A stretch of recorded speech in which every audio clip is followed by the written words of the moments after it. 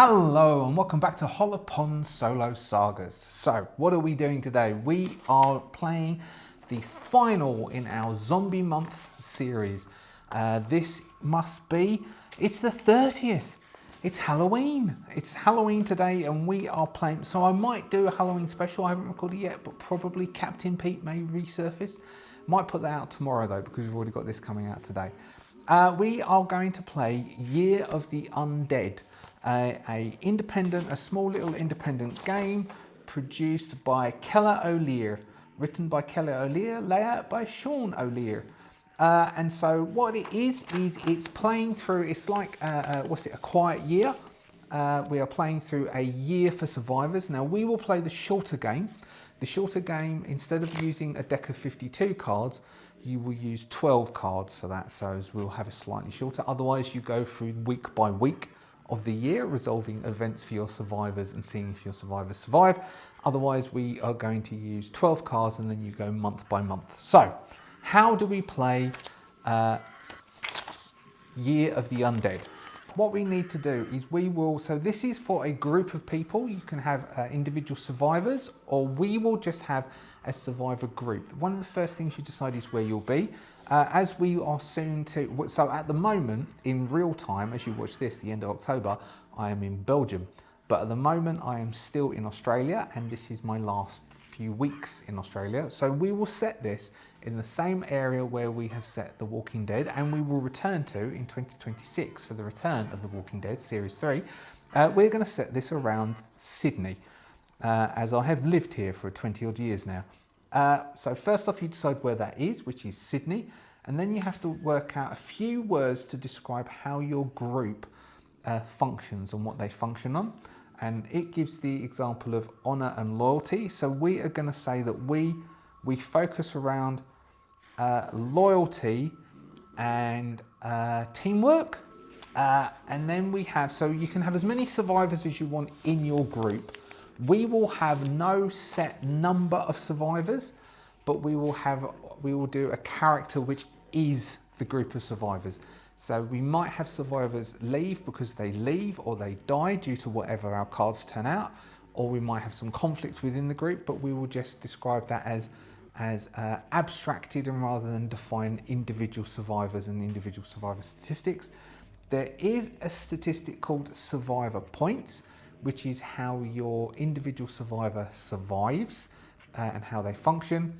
But we will say that's more the dynamic of the group rather than individuals. So we'll run through making a survivor, but we're calling it making a survivor group. First off, we need to choose one of the suits, clubs, hearts, spades, diamonds, to mainly represent our group or our survivor. Clubs relies on weapons they wield to aid them in their efforts. Hearts relies on connections and feelings to others. Spades act quickly with wit, intellect to protect themselves in dangerous situations. And diamonds leverage the goods that they have acquired, so are more materialistic. We might go for, because we did say loyalty and teamwork, hearts is the suit that represents us. This is the strongest quality of the group, and we will utilize that. That comes in mechanically for resolving the cards later on. Their name and where they're from. It's a group of survivors and they are from the Sydney area. 3 words to describe the survivors before the apocalypse. So let's see. We will go for individual, helpful and modern. So these group of people, each of them were really quite individualistic, but they still like to help other people, and they were very educated and very up to date in what they were doing and various, so they're aware of the situation around them. I've just termed that modern.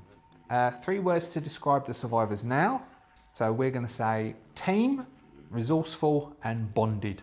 So next we've got 3 goals that the survivors want to pursue and write down, but do not speak, the hope that they have for the group.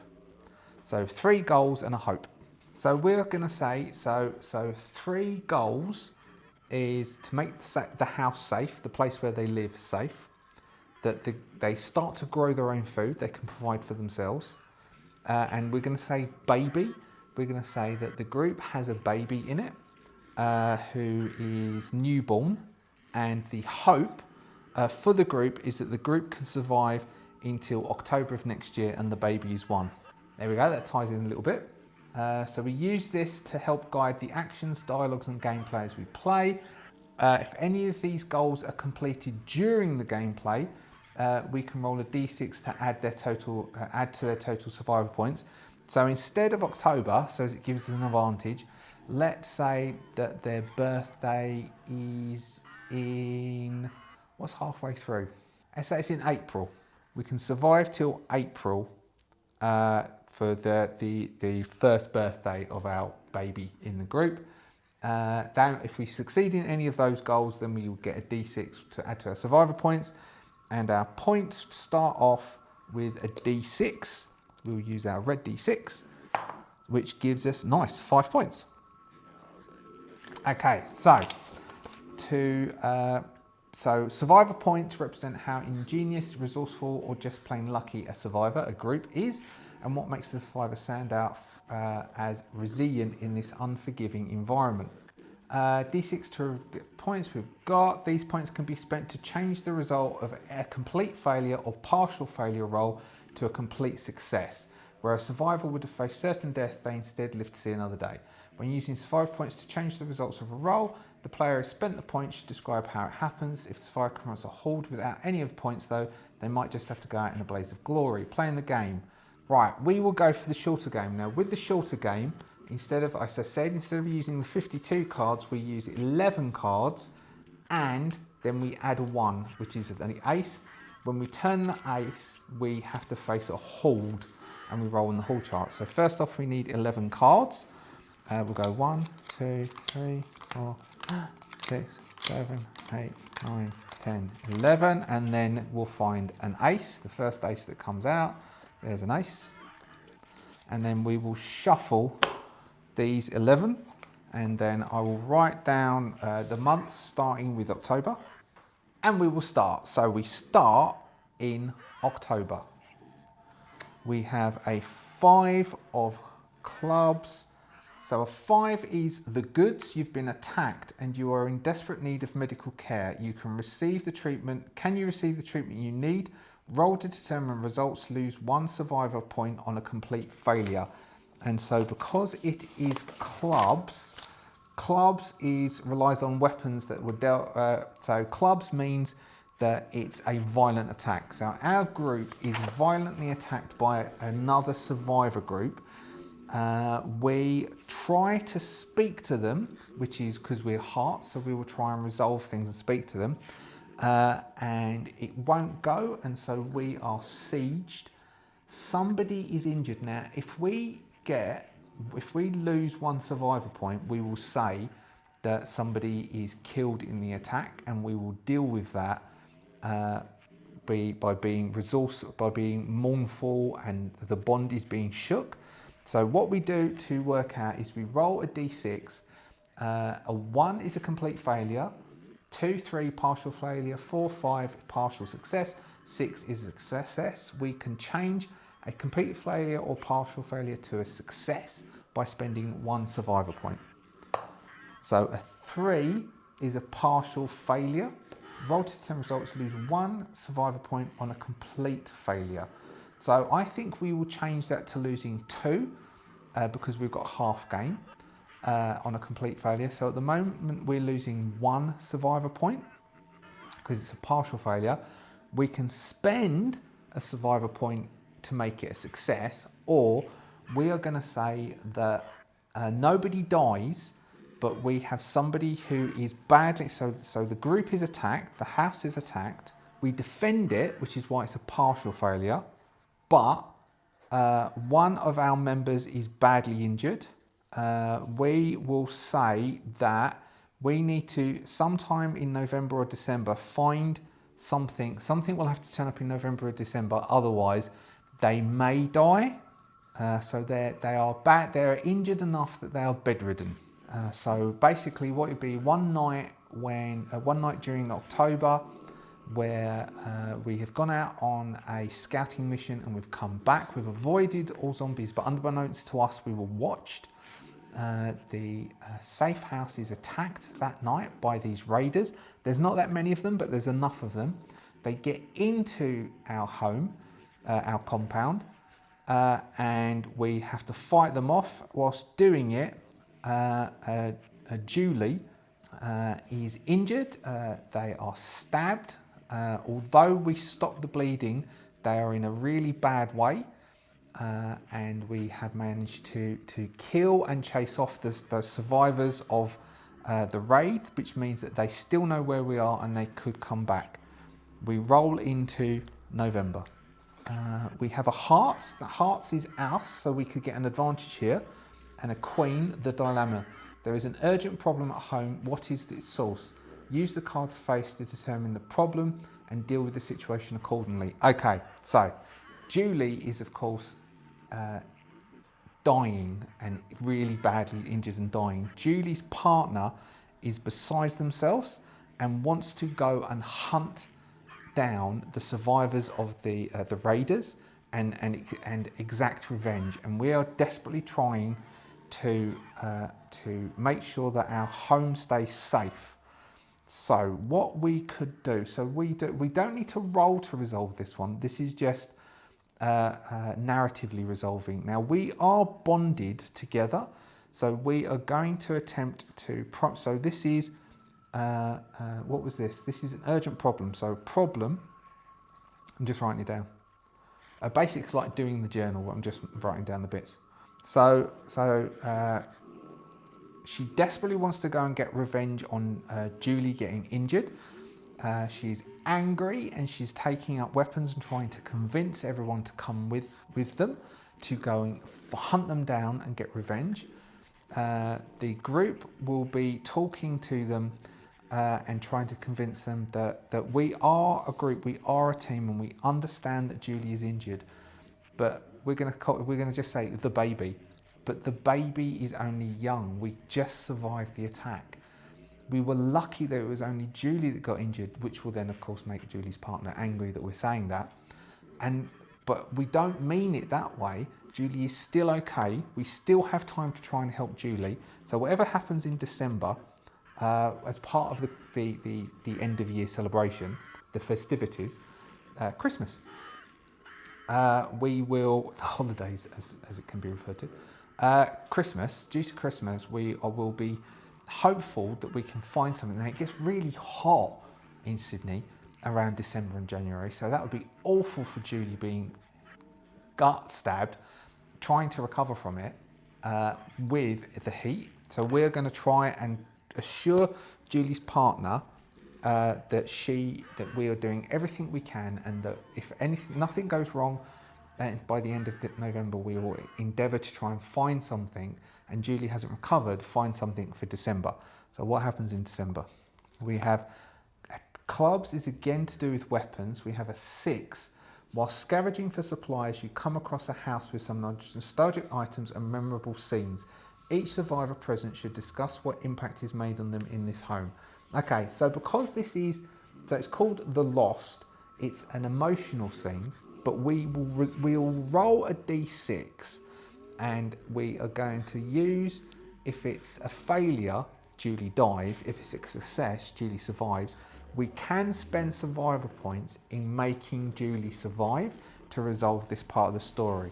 So we will have Julie's part, we go scavenging so to manage to get supplies, and we come across this house, and so when, let's say, we find what we're looking for is Christmas decorations to be able to decorate the home. We find some in this place, and part of it, there are decorations that remind people. So Mandy doesn't like blue flashy light. I like multicoloured lights, like heaps that flash a lot. But Mandy is not one for blue flashing lights. So possibly the same sort of thing comes for Julie's partner, and Julie's partner finds flashing lights which are just white. They're just pure white lights, and they rig them up They manage to get some batteries or maybe they're solar powered or something because, you know, modern. And the lights flash and they remember their childhood and just the white flashing lights, and that brings back fond memories. And so we could then, we'll say, do they find the medical supplies that they might need? So we'll roll a d6 and we'll see if they find the medical supplies they might need. A 6. A 6 is a complete success. So they managed to find medical supplies to take. So this is for December. So they're searching a house, find decorations, and get medical supplies. Now, can we cross? Group can survive until April. No. Baby newborn looked after. That doesn't really cover that. Growing food doesn't cover that. Safe house doesn't really cover any of those things that we can tick off and then get some extra points back. But we have the success over in December of getting the medical. So we have a scene of Julie is now up and around by the end of December. The decorations are up and there is a small but meagre feast that everyone feels very rejuvenated and happy about. I'm inclined to give a small number of survivor points at this point, but we've still got 4. That's not part of the game, so we'll move into January. Okay. Obviously, the festivities. So Ace is a horde of zombies lay siege. Obviously, the that period of time has caused some complacency, and we drag a horde into us. Now we roll on chart. There's either a small, medium, or large horde. It is a large horde. A problem, no matter the amount of backup. Subtract 1 from each roll made against this looming threat. So 6 is a large horde. How do we deal with a horde? Okay, so we have 2 choices of how to deal with a horde. We can confront the horde or we can try and flee from the horde. If we flee from the horde, we escape the danger for now, but it gets repositioned back into the deck and we'll basically turn the next card and call that January. Or we can confront the horde. Confronting the horde, you need to make a series of rolls and a percentage of them need to be a success. So for a large horde, like a huge horde, which is 50 plus zombies, so obviously there's what do they call them in The Walking Dead comic? I think it's not a horde, it's a herd. It's a herd. There's a herd which is migrated through. So it's like waves and oceans. One zombie joins another zombie, joins another zombie, joins another zombie, and then you get this huge collection just shambling around, moving where there is a noise and following, basically just flowing. And in the comics, they resolve that by they keep scouts out, and then they try and herd them around the settlements. We haven't developed that yet.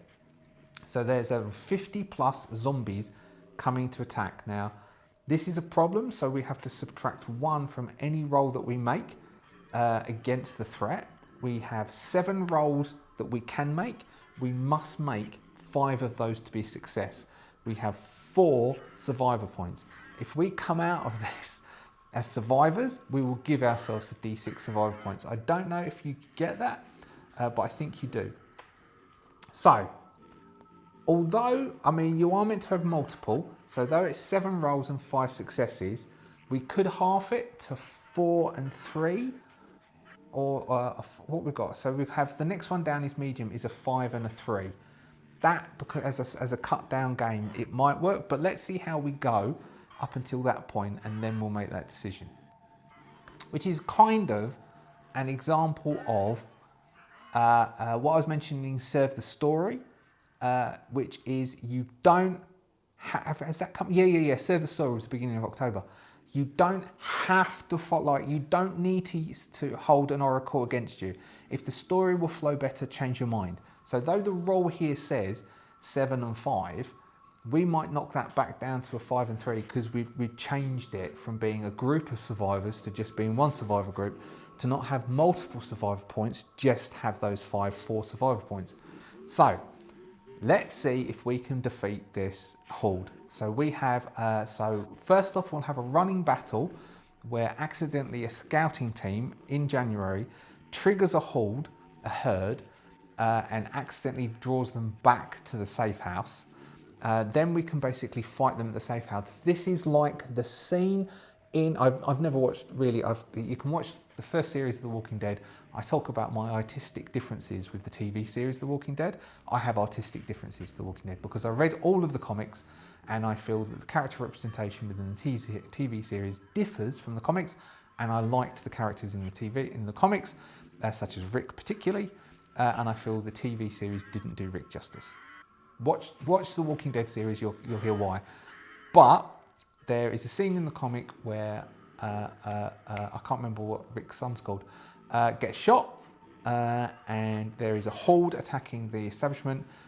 Rick pulls everyone in to hold the line whilst the doctor looks after Rick's son, and they defeat the zombie horde which comes in.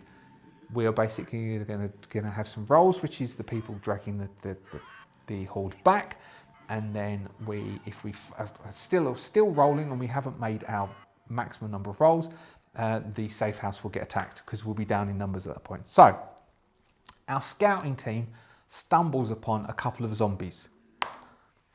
Complete failure. We will need to spend 2 points to rock that up, I do believe. I said, but we're going to just say 1 point is spent, which takes us to 3, which gives us 1 success, which is we kill those zombies, but it's noisy. And so that noise causes more zombies. So we've made this into a success. That noise causes more zombies to start appearing from around cars. And that's where we realise it's a herd. And one of our people gets attacked. Now, if we get anything type of failure, which we need to spend a point for, somebody gets killed. Complete success. Okay, cool. That gives us another tick. Julie, who is injured, gets her foot caught under a car wheel. This happened to a mate of mine once. He was having a fight, and his foot slipped down the curb. His foot got caught under the car wheel, and his leg got snapped in half. It was awful. I wasn't there at the time. I have more sense. Julie's partner grabs Julie, drags her out from under the car, and someone else from the survivor groups runs in, Dave, and grabs Julie, and they drag Julie away just as 4 zombies get joined by another 4 zombies, and we can see that the whole of the street is now filling up as we run back, heading back towards the safe house. Now, can we dodge them in the streets? A 4. What does a 4? It's a 4. If a 4 is a partial success, 4 is a partial success. Partial success counts for us. That gives us a 3 of the 5 we need. We decide to split up into 3 groups, which is our standard SOP. Which is our SOP. You can't have a standard SOP, can you? Because the standard is the first word of SOP. And we begin to scatter through the city in our 3 groups. 3 groups gives us enough to protect each other, but enough to split up so as we can lose someone pursuing us, or at least split the force that's pursuing us down. The zombies then begin to split up, and they split instead of just being in one group and following one lot. I didn't even need to spend a point, that was great. 4 again, yes. That's another partial success. That gives us 4. We only need 1 more success, and then we have succeeded in dealing with this team. So now we will focus on each of our groups. Each group has turned and decided to deal with the 10 to 20 zombies which have followed them. So it's not an even split. One group has less.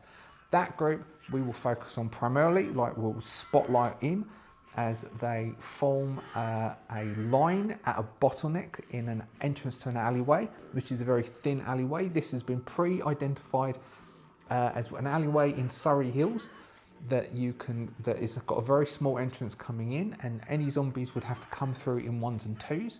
There's not enough so with enough people, you can take that 1 or 2 out, and they stand there as these 20 or so zombies slowly filter through this. No, less, 5 zombies filter through, 5 to 10 filter through this entranceway, and they decapitate, take out the legs, push spears made of broom handles with sharpened spikes, gardening spikes put into the end, through eyes, and the zombies are taken down. And then we slash cut across to another group, which is having a bit more of a struggle, as they got trapped in a dead end with some cars because they got confused and went the wrong way, but they're standing their ground. And we can see them being pushed back against this big truck. Their backs are against this truck as they're fighting. And then we leave that group who looks like they're in desperate need, and we cut across to the third group who is having a good time. So they have a bow and crossbow, and they are able to keep their zombies at bay. And then as they come into hand-to-hand range, they switch to large, heavy clubbing weapons, and we see them downing the final zombies as we slash cut back across the final ones. And we can see that they have helped each other up on top of the truck that was blocking them, and they are then skewering the zombies through the top of the head, and they collapse. We've got one more roll to make. This will see if we succeed or not. A 2 is a partial failure. Partial failure, we can spend a point to make into a failure. So now make into a success, which will be the final success we need. But we're going to say that group, we have one goes through and they slip, and it goes through into the zombie's shoulder, who then reaches up to the pole and pulls on, or they fall. It goes into their shoulder, which causes the zombie to lose footing, and the zombie collapses. The person who is holding on to the other end of the pole is dragged over the edge and in to the pack of zombies, which is like the last 3 or 4, who then tear into. Now, if this is a 4, 5 or 6, it's Julie. Otherwise, it's Julie's partner. It's Julie. Julie is pulled down into the pack of zombies, who then, the 3 or 4 zombies who then fall upon them. We are going to say that due to the bonded and love resourceful bit, Julie's partner is going to dive down and attempt to save Julie. If we roll a 6 on this roll, they can save Julie, and we will give ourselves 2d6 worth of survival points. If they fail and we don't roll a 6, then we get 1d6 worth of survival points. A 2, no. So they dive in. Sadly, they are also consumed by the Horde, and we get 5 points back. So that gives us 7 survivor points to go through the rest of the year with. Our group is hard. So the group is able to. There's only like 2 or 3 of the zombies left. Julie's partner is able to have kill 2 or 3 of them, but gets bit and is injured, whilst the rest of the group decapitate and finish off the last of the zombies. Julie is dead, and Julie's partner is obviously going to turn soon, as the dark black veins are starting to already come up the side of their face, as a huge bite mark in their shoulder is clearly bleeding and oozing a very bad looking blood. And they turn to the team lead of this group and says, you know what you have to do? You have to. You can't let me turn into a zombie. And then there's everyone looks very steely faced, and then we cut through time in February, and we find out what happens in February as they're discussing. We have a 4. Is everything running still? 4, 4. Yep. We have a 4. The sacrifice. You're put in a situation to save somebody in exchange for personal sacrifice. Who are you saving, and what are you sacrificing to do it? Lose 1 survival point if you choose to save them. I think we have dealt this. So February is going to be the story of Julie and partner, because I think that that sacrifice is perfect for the scene that I just described. And so what we will have is the Horde attacking the like if we were doing this as a program, as a TV series, the Horde attacking, the pole falling down, and then the body falling into the zombies. We are then going to, what sort of cut would this be? We will then do the bodies falling over and the scene of Julie's partner screaming no and looking like they're about to jump down, and then we cut to adverts, or we cut to something. And then we show that time has passed. It's now February, and we have people sitting around having a meal. Clearly, Julie and their partner are not at this table, and somebody starts to tell the story. Someone says, "What did happen? You never really mentioned what happened when you got back. What did happen with the Horde?" And they tell the story of getting lost in the streets, not remembering what the plan was, and getting confused in the streets, not being able to get to the bottleneck point, which was the plan. Instead, getting caught in this dead end against this truck, managing to get on top of the truck, and then Julie being pulled down, their partner diving in, getting bit, and then the person saying, "And that's when we needed to make sure that they didn't turn." And then we end that scene. We have a 5 of spades for March. We're nearly at April. March, good. You've been attacked and you are in desperate need of medical care. Okay, so spades is wit, intellect to protect them in a dangerous situation. So we are going to say that some traders come by, and we are, so roll to determine results. So this is some traders come by and they are attempting to trade us some, what would it be? It needs to be some food or something that could be poisonous, because losing 1 survivor point on a complete failure is because our group is poisoned.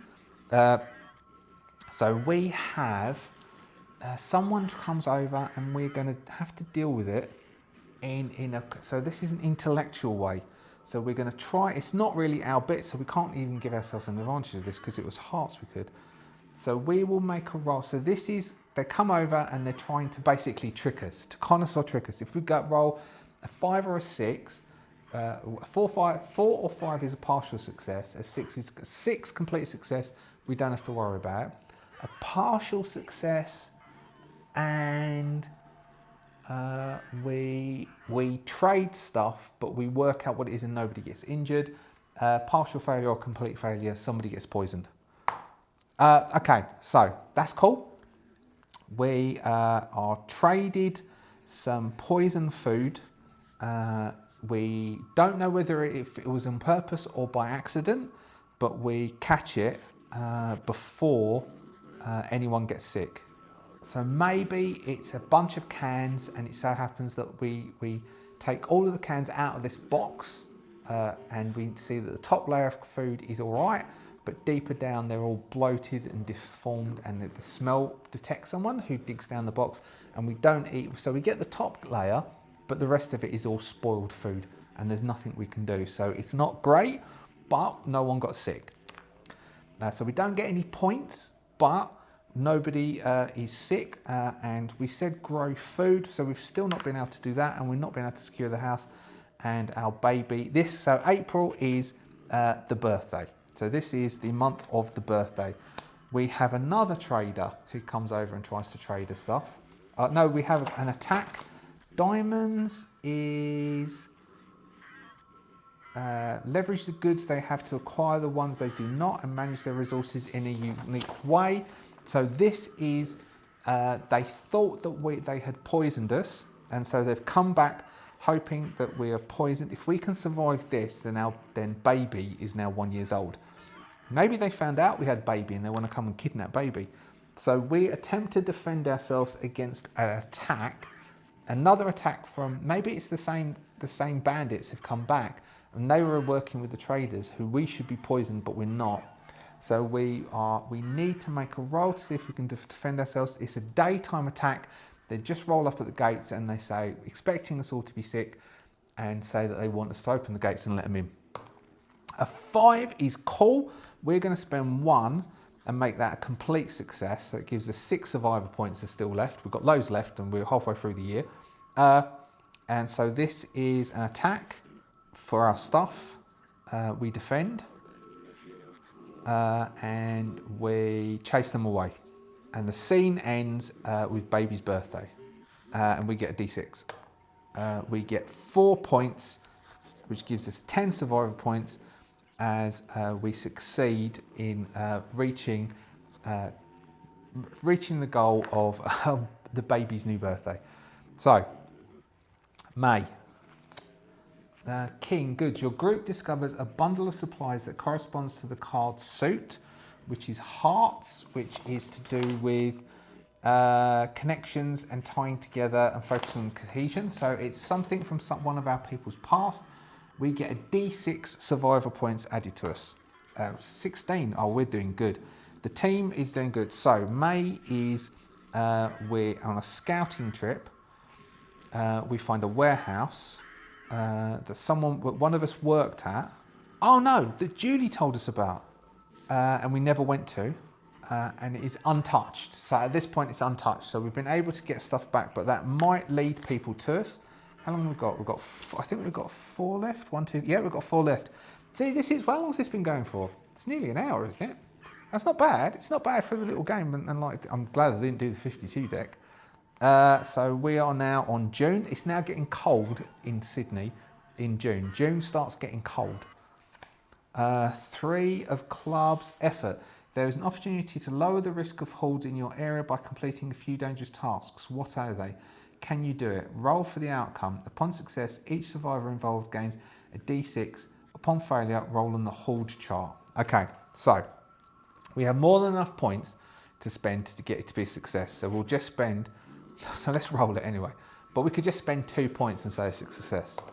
There's 5, it's going to be a success. So we're going to spend 2 points, taking us to 14 points, and it is a success.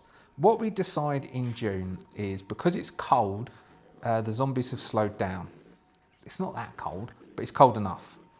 Because it's not snowy cold it's not so cold in Sydney. Up in the mountains, in the Blue Mountains, it snows rarely, but it's not snowy cold in Sydney. So the cold slightly has slowed the zombies, and we have decided to move vehicles to create bottlenecks and choke points to make the zombies flow around our settlement and protect us from future hordes, hopefully, which makes the house safer, which means we're sort of on the way to making the house safer, which was our first goal. July is really cold.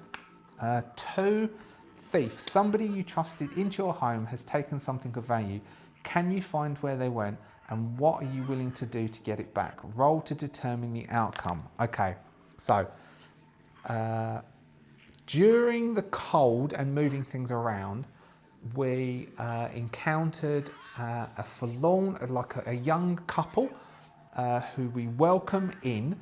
Unbeknownst to us, they actually work for the raiding team, the raiding group that keeps attacking our settlement. So they know that we have been bringing in food because of the warehouse location, but they don't know where it is. And their goal is to try and find where that warehouse is so as they can then take the stuff from us. Now they start asking questions of the group.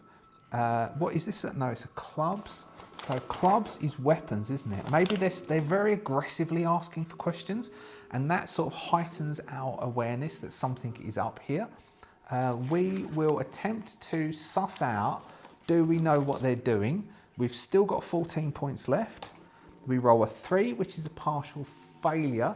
We will spend 2 points, taking us to 12 survivor points, in working out that these are not, that something's up, and we will give them false information on what it is and where the warehouse is, saying, oh yeah, that comes from such and such, and we give them some false information where it is. The next day, they are nowhere to be seen, and they have left, taking a few bits, but not enough to actually cause us that much problems. And they have left the settlement, and we see ourselves as being lucky that we didn't get suffered from that. And we roll into August. It's nearly been a year. King, the goods. Your group discovers a bundle of supplies that correspond to this card suit. So we are, what's that? So that's weapons. So whilst bringing stuff back, oh, how about, because we're near the end, whilst bringing stuff back from the warehouse, we find the bodies of a large group of raiders. Or maybe we go to the place that we checked, which is where the Horde was originally. We go and check out what's happened there. A large body of raiders have been killed by zombies. We finish off the stragglers and are able to collect up the weapons that are there. And we get loads of resources. That gives us 18 survivor points. We're doing really well on this. Unless I'm playing this completely wrong, we're doing quite well on this. And I like this. So, the end of the year, the end of the first year, baby is 1. Our house is out. I'm going to say the house is safe now. The only thing we've got left is growing food. We are in September, which is springtime. We might be able to get some food. It's still cold in September, but it's starting, the world is starting to look a little bit brighter and warmer. We've got an 8 of hearts, and 8 is the group of survivors are passing through a group and seek to trade. What do you hope to get from them, and what do you have to offer them? See how far the trade, roll to see how fair the trade is for you. All right. Hearts is, we have advantage because it's bonding. We will say that we find a group of traders trading seeds. See, if this would then give us, if we can succeed on this, which we definitely can because we can just burn loads of points and succeed in convincing them, then we can cover the growth food. So what we're going to do is we're going to burn, we'll just roll and see how we go. A 4, which is a partial success, but we'll burn 2 points, taking us to a 16 to invite these traders in. We give them a massive meal because we've got all the supplies from the food. We really want to get the gardens going. We convince them that we can grow stuff because they've said they have seeds, and we can grow things, and we know people that can grow things, and we can get supplies. If they can provide us with the seeds, we can then grow and trade with them. We win them over to believe in us. They say that they will go back to their settlement and tell them about us, and maybe we can work together, and we can trade between settlements together, and we can coexist, hopefully. And we end our year of the Undead with building a supportive network, the beginnings of a supportive network, bringing civilization back to the desolate wasteland that is Sydney.